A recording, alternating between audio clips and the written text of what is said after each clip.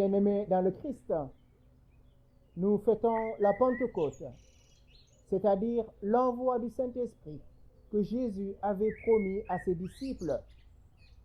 Avant de quitter ce monde vers son Père, Jésus disait à ses disciples, « Il est de votre intérêt que je m'en aille, sinon il ne viendra pas le Saint-Esprit. » Aujourd'hui, Jésus répand sur ses apôtres qui avaient peur, verrouillés au cénacle, la puissance de l'Esprit Saint qui descend sur eux en langue de feu.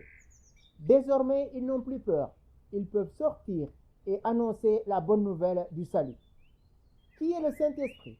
Le Saint-Esprit est la troisième personne de la Trinité. Malheureusement, en parlant comme ça, beaucoup de personnes ne comprennent pas qui est le Saint-Esprit. En parlant de troisième personne, ce n'est pas une personne moindre que les autres. Ce n'est pas un premier, un deuxième, comme si eux, ils étaient différents.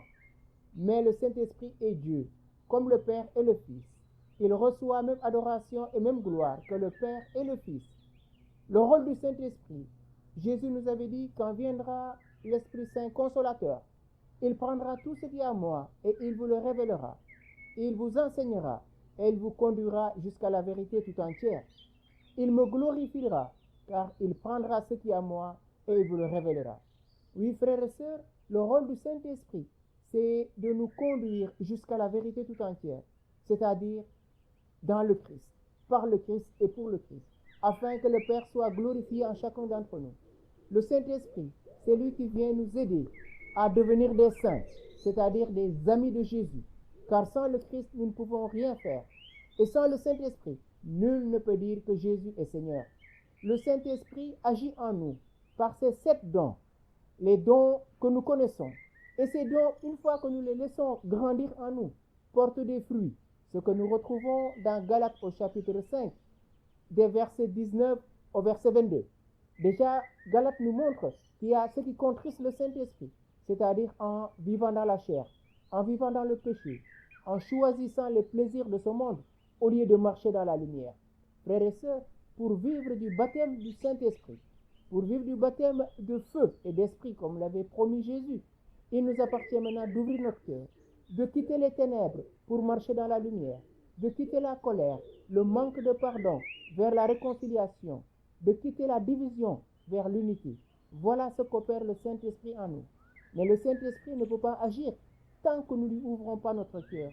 Oui, si nous voulons recevoir le baptême de feu, demandons à l'Esprit Saint de nous aider à ouvrir notre cœur pour que lui qui est en nous, parce que nous sommes sa demeure, depuis notre baptême, le Saint-Esprit habite en nous.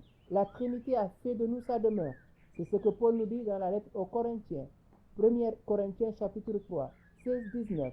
Vous êtes la demeure du Saint-Esprit. Ne contristerez pas l'Esprit Saint. Oui, contrister le Saint-Esprit, c'est ne pas le laisser agir dans notre vie.